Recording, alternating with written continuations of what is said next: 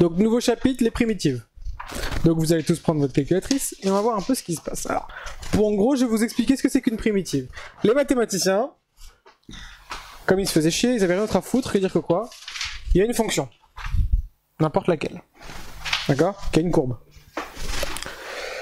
Et qu'est-ce qu'ils ont dit? Ils ont dit que ce serait intéressant si on calculait, écoutez bien, l'air qu'il y a sous la courbe. L'air, la superficie. D'accord? Et donc ils ont dit, comment ferions-nous pour calculer cet air-là? D'accord? Donc entre l'abscisse A et l'abscisse B. D'accord? Ouais. Donc ça c'est une fonction. C de f. La courbe d'une fonction. Une fonction qui est f de x. On est d'accord? Ouais.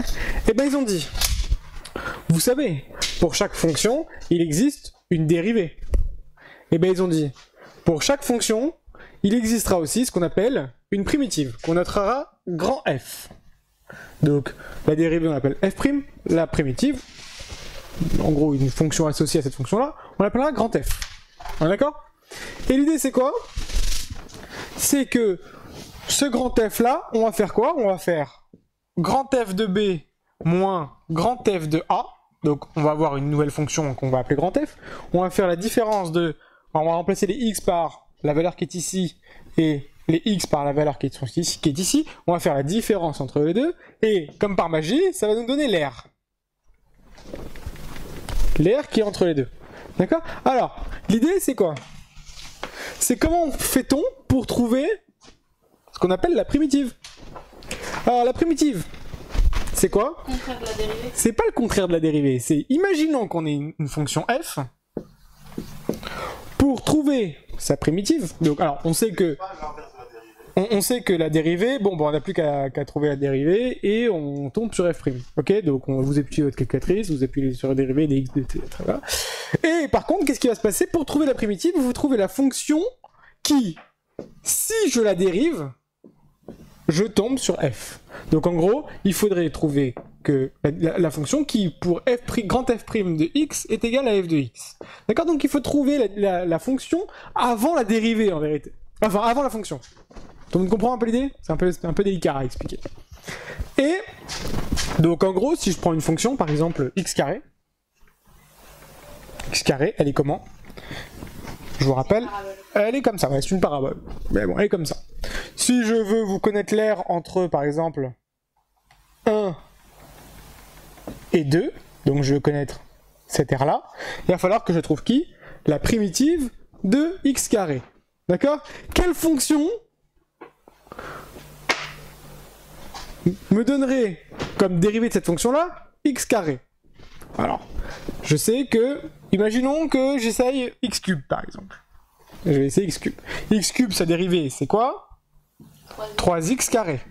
D'accord? Si vous utilisez votre calculatrice, ça fait 3x carré. On n'en est pas loin. Mais il y a un 3 en trop là. Donc qu'est-ce qu'on va faire? On va tout diviser par 3. On va dire quoi? Donc ça fait x cube sur 3. Si je le dérive, qu'est-ce que ça va me faire? Ça va me faire 3x carré sur 3.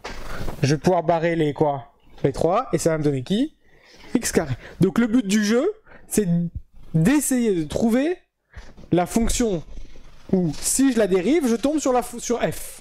D'accord? Donc de trouver, en fait, grand F, ce qu'on appelle la primitive. Alors, on a de la chance, aujourd'hui on peut utiliser notre calculatrice. Vous allez tous aller dans votre calculatrice et taper sur le bouton. Ce petit bouton magique là qu'on utilise tout le temps. Ce petit bouton là à côté du petit livret. Quand vous appuyez sur ce petit bouton, vous avez 3 lignes. Ouais.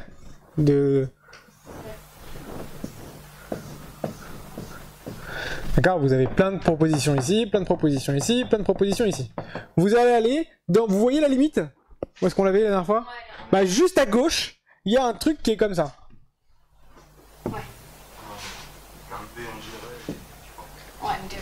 Ouais. Ouais. Alors, l'idée, c'est que, qu'est-ce qu'on va faire? On va cliquer là-dessus. Et il va s'afficher quelque chose comme ça sur la calculatrice.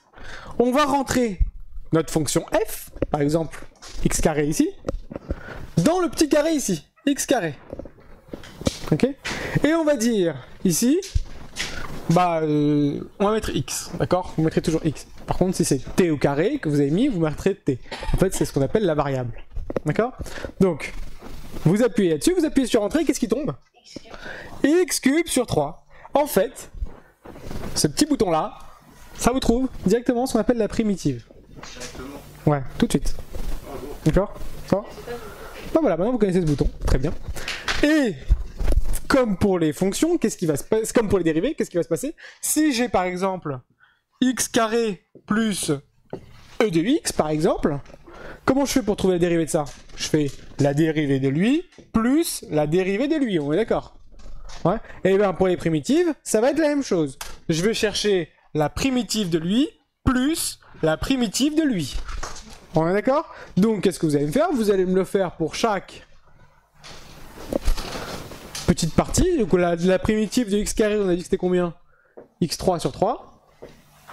La primitive, quand vous appuyez de e de x, vous allez trouver quoi? E de x. Donc la primitive de quoi? De cette fonction-là, c'est elle. Ça va pour tout le monde? C'est ultra simple. Pas plus simple, on est d'accord. Franchement, c'est comme les dérivés, c'est ultra simple. Ok? Alors, c'est un peu dur. Alors, l'idée, c'est quoi? C'est que... Franchement, c'est ultra simple. L'idée, c'est quoi? C'est que le jour de l'examen, vous avez le droit d'utiliser votre calculatrice, forcément. Donc, soit vous utilisez votre calculatrice pour trouver quoi? Les primitives de chaque fonction, soit vous apprenez le tableau par cœur des primitives. Soit l'un, soit l'autre. C'est vous qui voyez. C'est pareil avec si on a u fois v. Alors, Je me souviens. vous souvenez plus parce que vous l'avez jamais vu. Si, les primitives, si. Vous avez vu ce qu'on appelle les intégrations par partie? Non, j'ai Jamais. Vous avez vu? Ah, vous étiez en fac, excusez-moi. On y va au-dessus. Donc, ce qu'on appelle les intégrations par partie. L'idée, c'est quoi? C'est que le jour de l'examen, les intégrations par partie, ce n'est plus au programme. Ce qui fait qu'en fait, on ne vous donnera que des sommes. Ah, c'est magnifique. Que des sommes ou des moins. Ah, bah, t'es bien. D'accord? Ou on vous dira, par exemple, E de 3x plus 2. D'accord?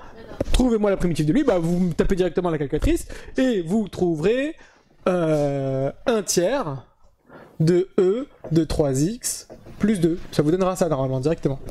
On est d'accord? Alors, Depuis quand c'est fait au programme? depuis 2012.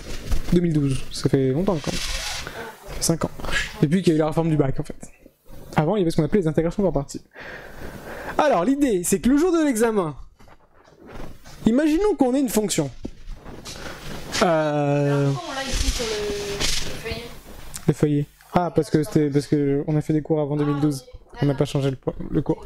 Alors, qu'est-ce que je voulais vous dire? D'ailleurs, BTS ça a changé depuis 2014 juste. Mais bon. Alors,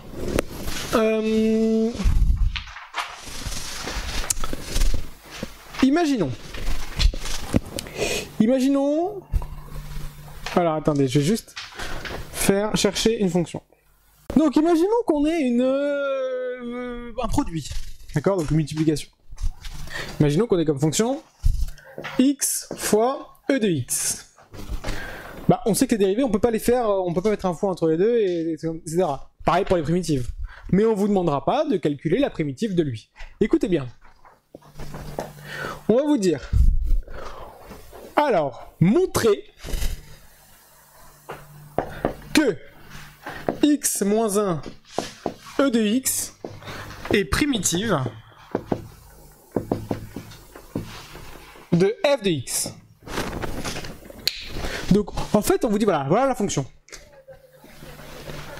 Montrez-moi que cette fonction-là, c'est la primitive de lui. Alors, comment on fait, forcément? Là, on calcule la primitive, mais on fait d'abord la dérivée, non? Voilà. En fait, ce qu'on va faire, c'est qu'on va prendre la primitive et on va calculer sa dérivée. Si on tombe sur la fonction, forcément, c'est qui? Bah, c'est bien la primitive. Donc, on vous donnera en fait la réponse et on vous demandera de montrer que la réponse qu'on vous donne, elle est bonne. D'accord? On vous demandera pas de calculer lorsqu'il y a un produit. Pas possible. D'accord? Donc on y va. Alors, on va montrer, on va essayer de dériver lui. Donc, x moins 1 e de x me donne quoi? Alors, c'est un produit que j'ai entre les deux, on est d'accord? Donc je vais devoir dire que lui c'est qui? Lui c'est u, et lui c'est v. Vous vous rappelez la formule de la dérivée de u fois v? Sa formule c'est quoi? C'est u' v plus u v'. On est d'accord?